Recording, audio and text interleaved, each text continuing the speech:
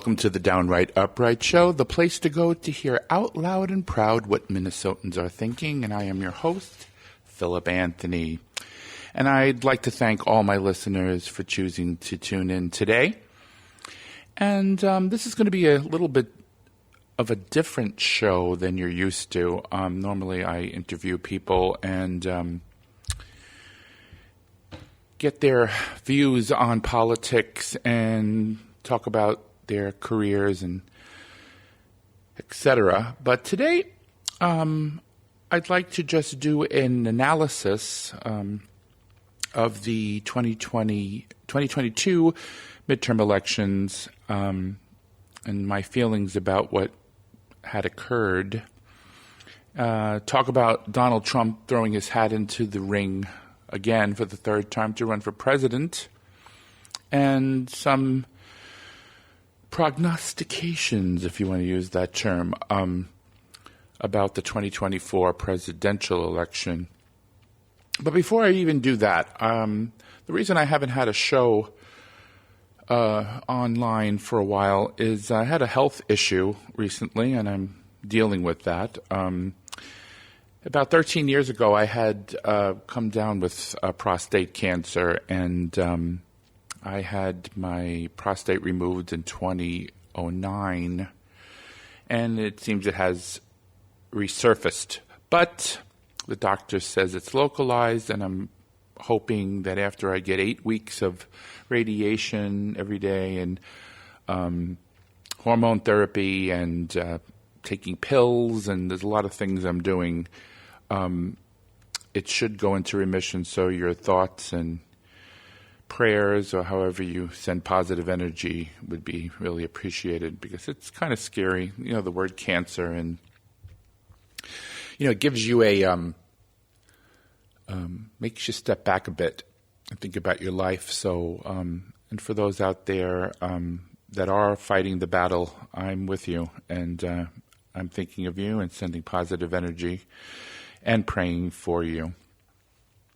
So let's go back into politics again.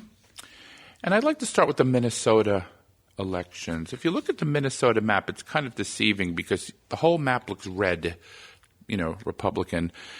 And there's a little dot of blue in the Twin Cities area. Well, that's where all the people live. So if you're not originally from Minnesota and you don't know that, that's why we tend to, the DFL tends to win statewide elections for the most part. I mean, obviously there's going to be years like when we had Pawlenty as governor where that wasn't so. But for the most part, it is a blue state. I just want to go through some of the House races in Minnesota and my views of them.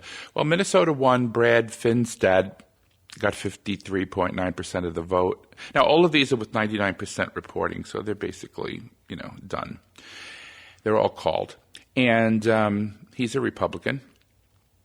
And that was the closest one, I think, that we could have flipped, but it didn't go that way for us. And then Minnesota 2, Angie Craig, DFLer, she eked out a win, and she got 51% of the vote. Minnesota 3, Dean Phillips did very well. He got 59.6% of the vote. He is also a DFLer. Betty McCollum, she did very, very, very well. She got 67.7% of the vote. She's a DFLer. Ilhan Omar, also a DFLer. She did probably the best of all the blue people in the state. 99% of the results reported. She got 75.2%. Tom Emmer, a Republican, 62.1%. That was predicted. Michelle Fishbach, some people say, 67%. She's a Republican. And Pete Stauber, that one is the sad one, the Pete Stauber district. That used to be reliably blue. That was Nolan's district. But now Nolan left and Pete Stauber took over, and he won with 57.2% of the vote. So that's the results of the House in Minnesota. As you know, Governor Walz won the governorship in Minnesota by a lot, and he will be our governor again, thank goodness. And we also got Keith Ellison back into office, DFLer, and we did very well. We won all the major statewide elections, so I just wanted to update people that haven't been, paying attention very much to the results of the Minnesota elections. Now, let's go to the national elections. The Senate was taken over by the Democrats. Well, we had the Senate, but it was really not this. We didn't really have it, but we had it. It's 50-50. But we have a chance of picking up 51 seats because right now we have 50, and the Warnock-Herschel Walker race is a runoff first week of December, and that will determine how many seats in the Senate Democrats and Republicans will hold. And I think, since it's already the Democrats already control the Senate, this is my opinion anyway,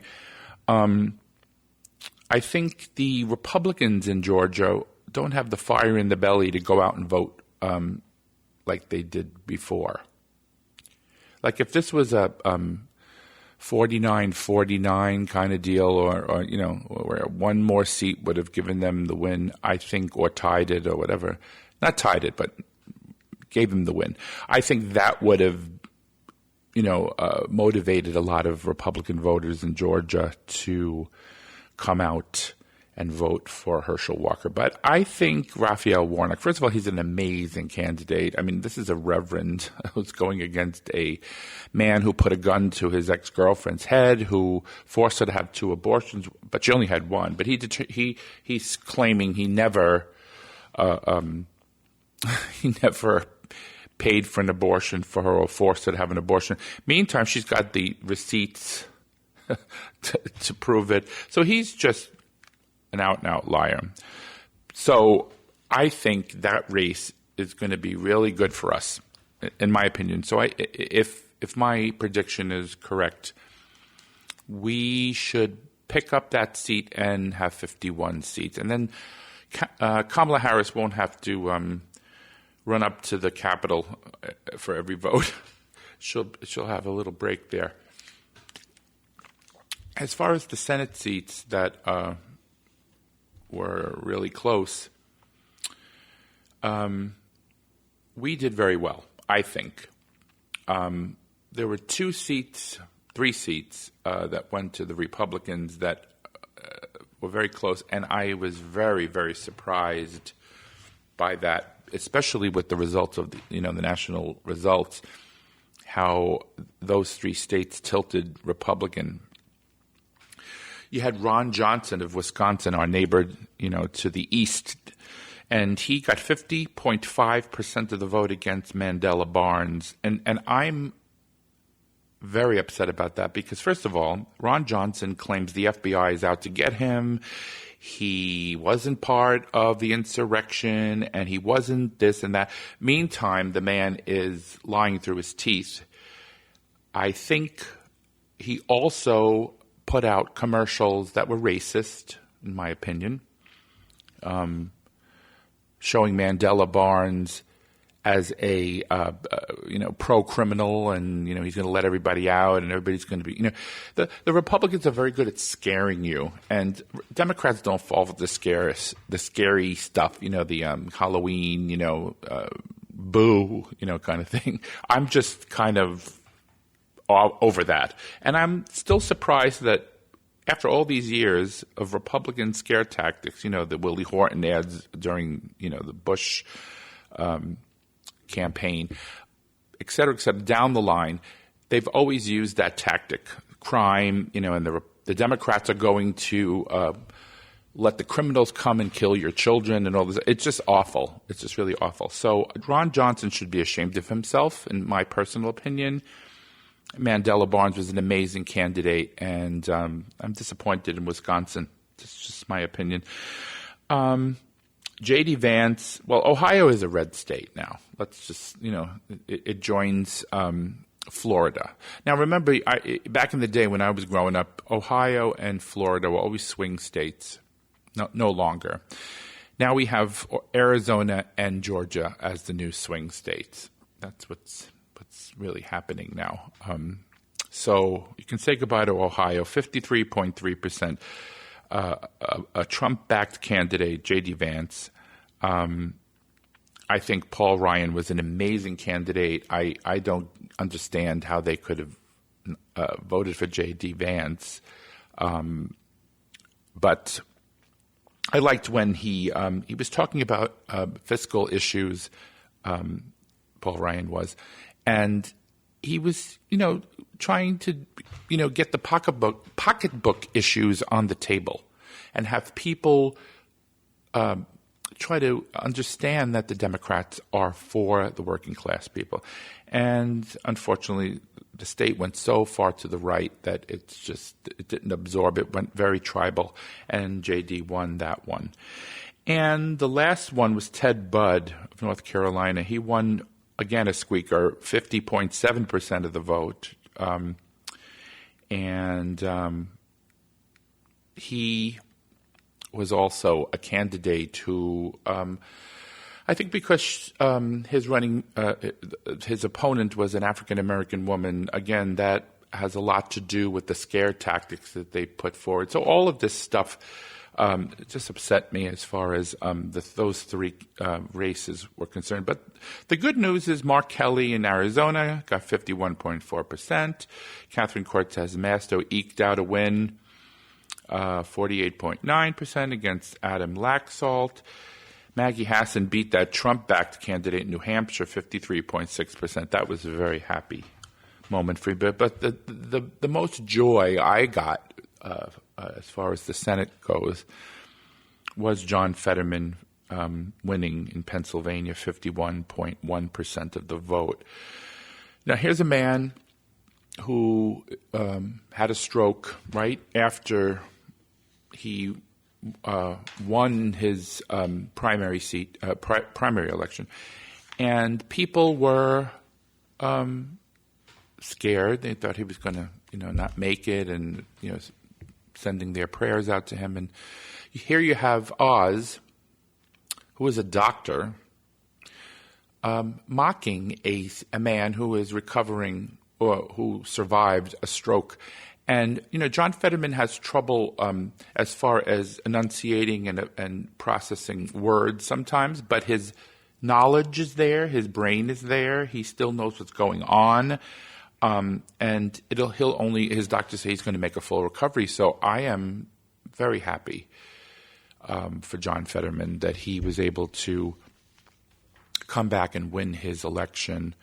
And when he made his acceptance speech, I had a little tear in my eye, because here is a man who fought back.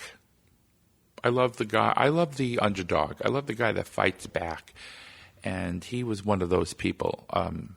So that's how we got a 50-49 Senate up to this point. And again, the Raphael Warnock versus Herschel Walker race is still up for grabs. Now, as far as the House is concerned, just yesterday the news outlets called the House for the Republicans, and we knew that was going to happen the way that everything was districted. And I'm disappointed in my home state of New York. Those 4 blue districts went red this time. And again, it had to do with racism, in my opinion, because it's crime. The Democrats are going to let out all these criminals, and they're going to kill your children. This is ridiculous. And they're not doing anything for their pocketbook issues. They're not going to do a blessed thing. All they do is lower taxes for rich people. That is the Republican platform. If you really want me to summarize the Republican platform, it's one thing and one thing only. It's cut taxes for the rich and for big corporations. That is it. And the fact that they picked up those 4 seats, I think we probably could have kept the House if we didn't lose those 4 seats. So I'm disappointed. And Sean Patrick Maloney, who was a Democratic Party leader, on the Democrat side, he lost his seat. A very amazing man. He is a gay man, married, has adopted African-American children. He's ideal in his community. He's a great person. Always helped the people who were fighting for their rights. And he lost his seat because of fear. Again, it's that fear. We're going to get you. These people are coming out of jail to kill your children and to kill you, and you can't walk the streets and blah, blah, blah, blah, blah. And so crime is going to miraculously disappear if you vote for Republicans. I mean, I guess that's what the message is. I don't know, but it's bizarre. So that's the situation. So at this point, I think it's 218 seats to 211 seats. So the Republicans have 218. The Dems have 211. And my girl Katie Porter is winning her seat, her campaign, her election in California. She's famous for the whiteboard and putting those CEOs in their place for lying, and she's great.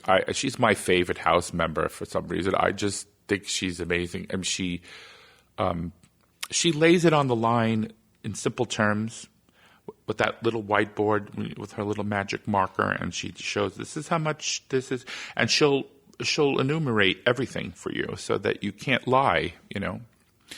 She puts the facts on the table. I love her. She's probably going to win. Her race hasn't been called yet, so let's keep an eye out for Katie Porter's race, and let's keep rooting for her. Hopefully she'll win her seat back. So that was pretty much what happened. We held the Senate, we lost the House, and obviously we still have President Biden. So that was the 2022 election. Now we're going to have the what we call the lame duck session, which is the period between the current Congress and the next one. And there's a period where they could pass a lot of stuff. Well, the Senate just recently, with I think it was 12 Republicans, passed the Respect for Marriage Act. Now, as an LGBT person, a gay man who's married, I am thrilled to pieces over this. I can't believe that they got 12 people on the Republican side to do it. But I'm going to be equal opportunity praiser. Thank you for those 12 Republicans who have some sort of a soul and were able to not put their party first. They put the American LGBT community first. So thank you for those 12 Republicans.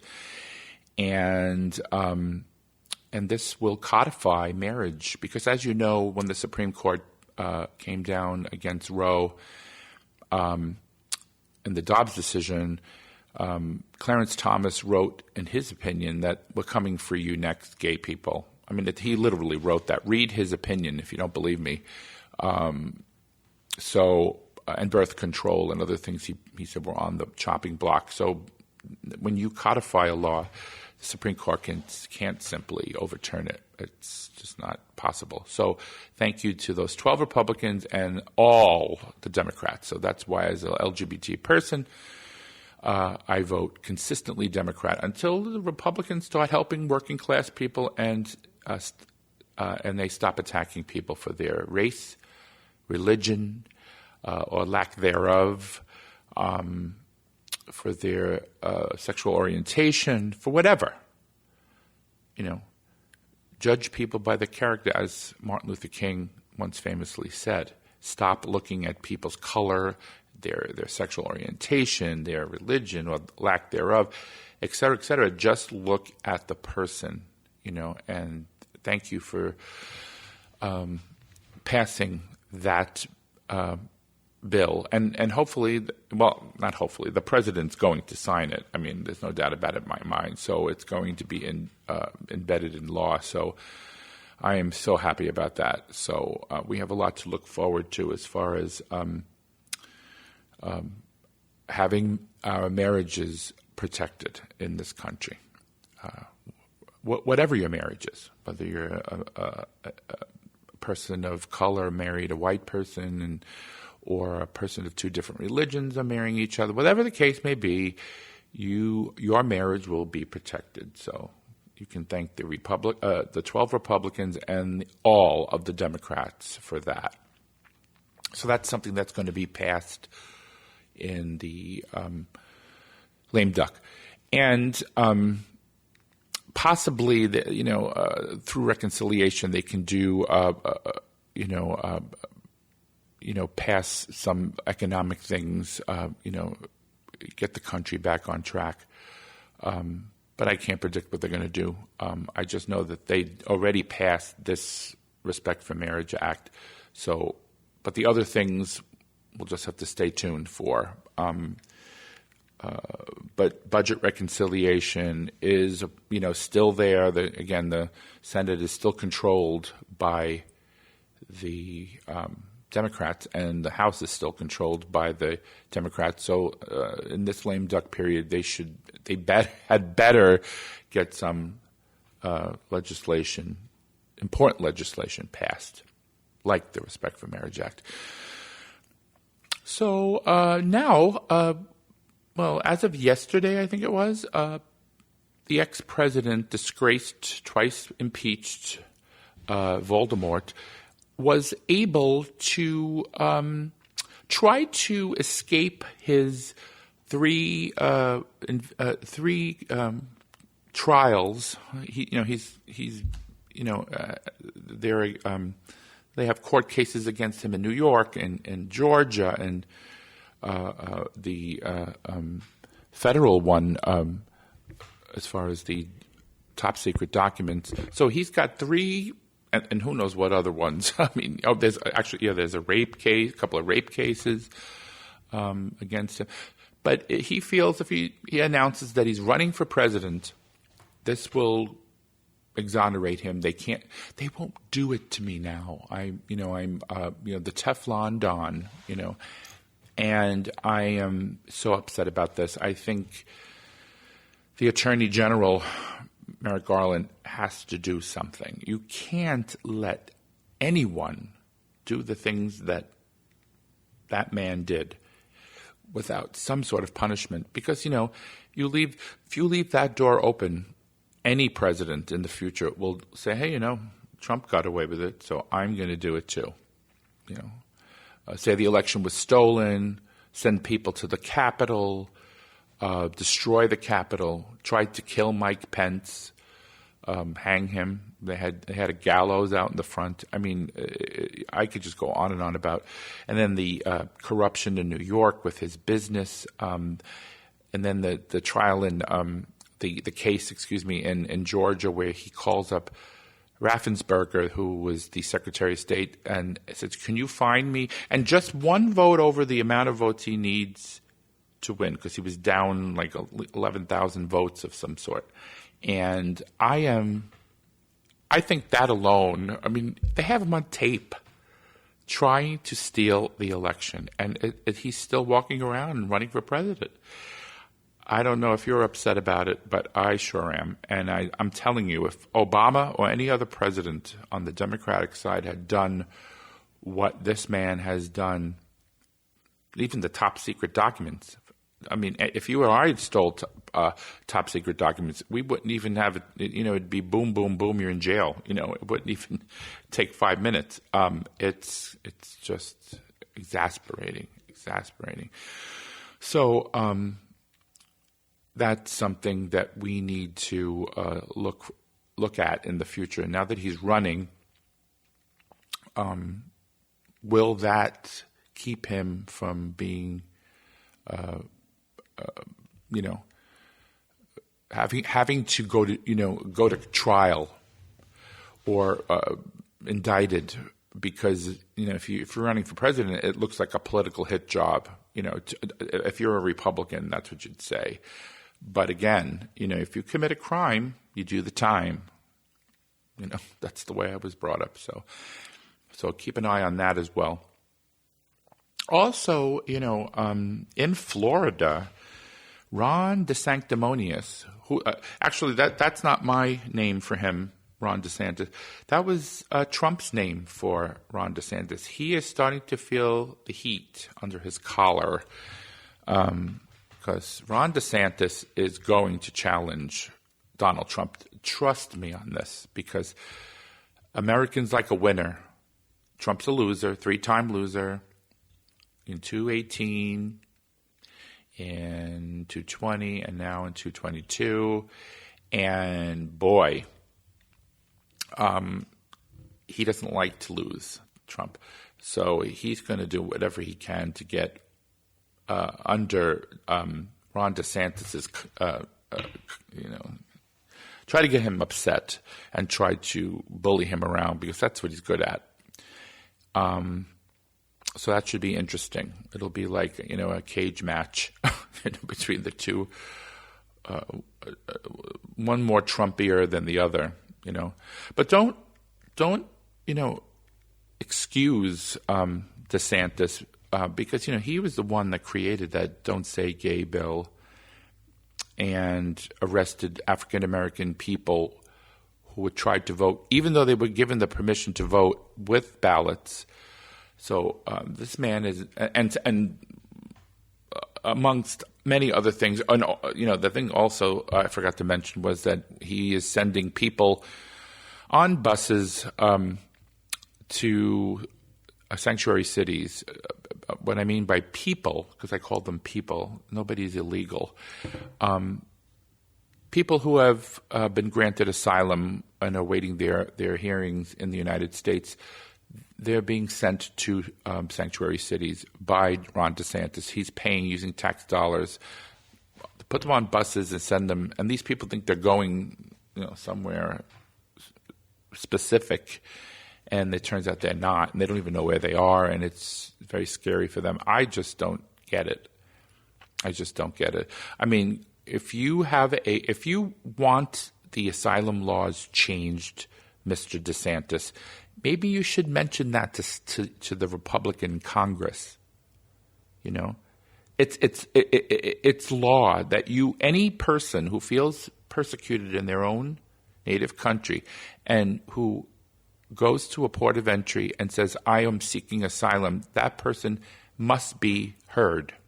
That's the law. If you don't like that, Mr. DeSantis, maybe you need to speak to your people on the Republican side and maybe mention that to them. Maybe because it's the law, and the only reason that Trump, as they said, Trump was keeping the illegals from coming over the border. He built the wall and all this. Well, during COVID, there was a law that said you can't come in the United States because of COVID. They wanted to keep the borders closed because of a pandemic. So that was why Trump was able to say that he kept people out.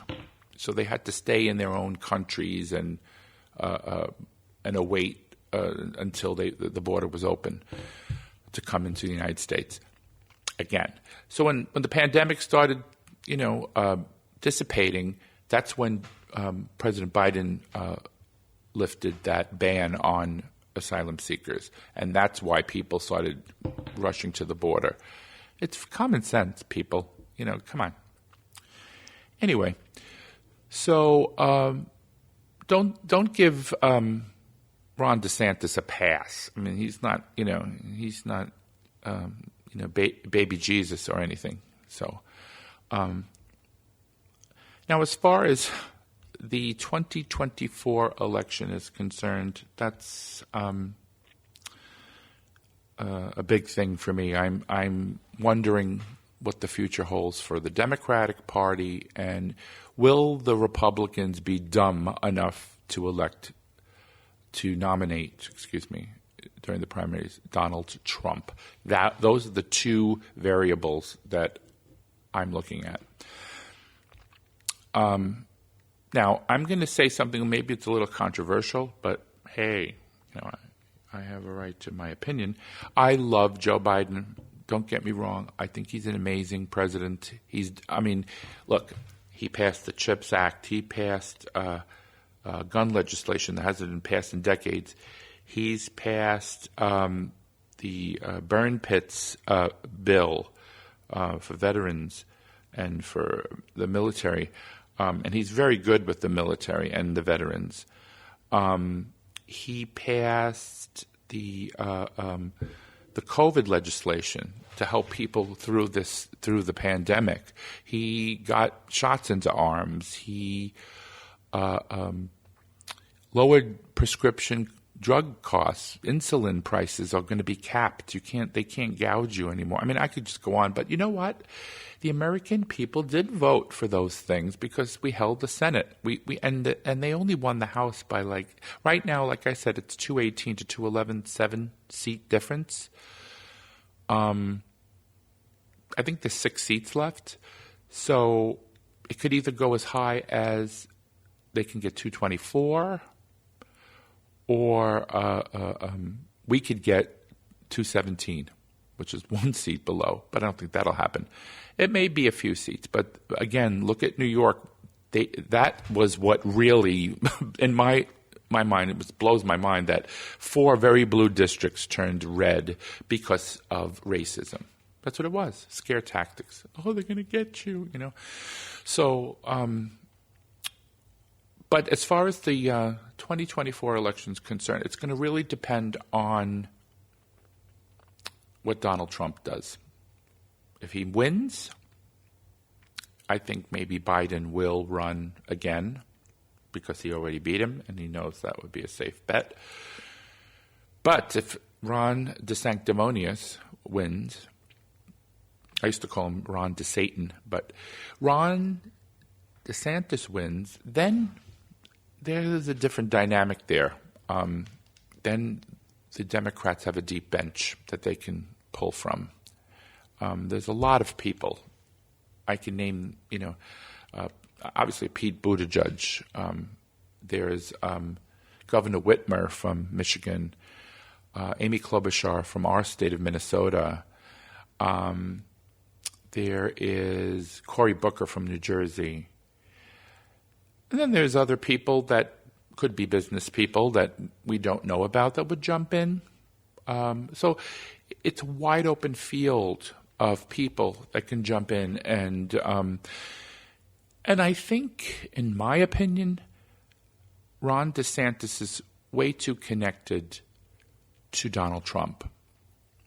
Even though he's going to be running against him in the primary, he's Trump light. And I think people are just so freaking tired of the vitriol and the bullying and the, attacking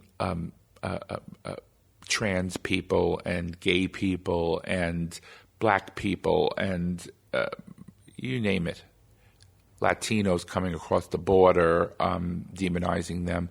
I just think we need to move on from this whole Trumpy kind of thing, and concentrate more on fiscal issues, health care for people, making prices affordable for people, for drugs and for food and for gasoline and things like that. And the president's trying to do that. He's actually, going into the preserves where they've held the strategic oil reserves, I guess they're called, and he's starting to, take oil from fuel from that location, and because he wants the prices to be low for us, and OPEC is, personally, that, in my opinion, they don't like President Biden at all, and they thought if they, jack up the prices and not, drill for any more oil, they could jack the prices up, and Biden would suffer in the long run. Well, the only thing that happened negatively was that the House flipped, and that was obviously not good. But they're going to shoot themselves in the foot. McCarthy's probably going to be even though he doesn't have the votes right now to be Speaker of the House, he's going to shoot himself in the foot. He's going to listen to his wackos on the right, Marjorie Taylor and Lauren Boebert, who's barely winning her seat back. And they're going to want to impeach the president, impeach Mayorkas, impeach this one, impeach that one, put Dr. Fauci on trial. I mean, they're just going to do a lot of things to, make their base happy, but nothing to help you on, with your pocketbook issues or, financial woes. They're not going to do a blessed thing. So it's going to be a horse and pony show. Is it dog and pony show? A horse and dog and pony show? I don't know. I don't remember the term. Anyway, but well, that's my opinion. So we'll see what happens. It's going to all depend on what happens in the Republican primary. If DeSantis wins, or if Trump wins, or if don't forget Mike Pence. He was on TV last night on CNN. He had a town hall, and he's wrote a book, and he's trying to walk a fine line between not upsetting the Trumpy side of his party and also trying to pull in some votes for the people that believe in democracy, which he did believe in democracy, and I give him the credit for that. But he's too much of a wimp to be president. He needed to. Somebody's trying to kill you and your family, and you pray for them, and you think that what they did was good, and you don't have a problem with that. He even said, I think they spoke afterwards, after a while, and everything seemed like he was contrite about what happened. I don't know how you could be contrite about that. I mean, how you could think you could be contrite about that, excuse me. So, yeah, Mike Pence is a non-entity. And as far as Liz Cheney, they're saying she may run. She would be good on the stage just to knock Trump down a few pegs. But that party is not going to vote for her because, again, she attacked their god, Donald Trump, the greater than God to some of those people. So Liz Cheney is a non-entity as well. So anyway, thank you again for listening to the Downright Upright Show. I hope, sorry it took this long to make this particular episode. Again, like I said, I'm going through a little bit of a health issue here. I have 8 weeks of radiation coming up, so wish me luck on that. And I'm getting a shot every month, and I'm taking pills. And, at first it got me a little woozy, but I'm looking very optimistically at my prognosis and hoping that I can get through this unscathed and go into remission. And thank you for your support. And please listen to more episodes of the Downright Upright Show in the future. I plan on trying to do them at least 2 or 3 times a month again, and talking about politics as far as the future election, because this is a really important election coming up. I know it sounds like a broken record that we talk about that every election is the most important, but it seems that it's true every time we have an election. So, stay tuned for the fireworks that are going to come in the future in the Republican primary. So thank you again for tuning in to the Downright Upright Show. Again, this is your host, Philip Anthony, bidding you all a farewell, and thank you for tuning in. Bye.